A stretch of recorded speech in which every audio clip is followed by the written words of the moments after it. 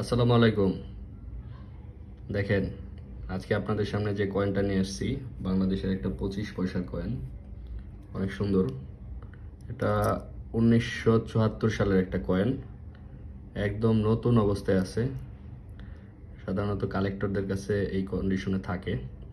1974 সালে এই 25 পয়সার কয়েন ইস্যু করা হয়। কয়েনটির স্লোগানে রয়েছে, দেখেন, সবার জন্য খাদ্য। ওই সময় বাংলাদেশের অবস্থা একদম প্রথম দিকে অনেক যুদ্ধ বিপর্যস্ত একটা দেশ ছিল, যার কারণে সবার জন্য খাদ্য এই স্লোগানকে সাথে নিয়েই 25 পয়সার কয়েনটি সার্কুলেট করা হয়। দেখেন, এখানে মাছ এবং বিভিন্ন ফলমূলের ছবি দেওয়া আছে।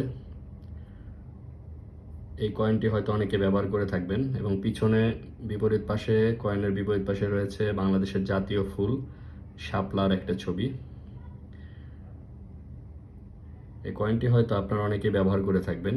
তো কয়েনটি দেখতে পেয়ে আপনাদের কেমন লাগলো এবং আগের কোনো স্মৃতি মনে পড়ছে কিনা সেটা অবশ্যই কমেন্ট বক্সে জানাবেন। এবং ভিডিওটি যদি ভালো লেগে থাকে অবশ্যই সাবস্ক্রাইব করবেন এবং বেল আইকনে প্রেস করে দিবেন, যাতে পরবর্তীতে নতুন কোনো ভিডিও আমি দিলে সেটা আপনার সামনে আসে, নোটিফিকেশন পান। অবশ্যই কমেন্ট দিবেন, কারণ আপনাদের কমেন্টই আমার অনুপ্রেরণা যোগাবে। সকলকে ধন্যবাদ জানিয়ে শেষ করছি। আসসালামু আলাইকুম।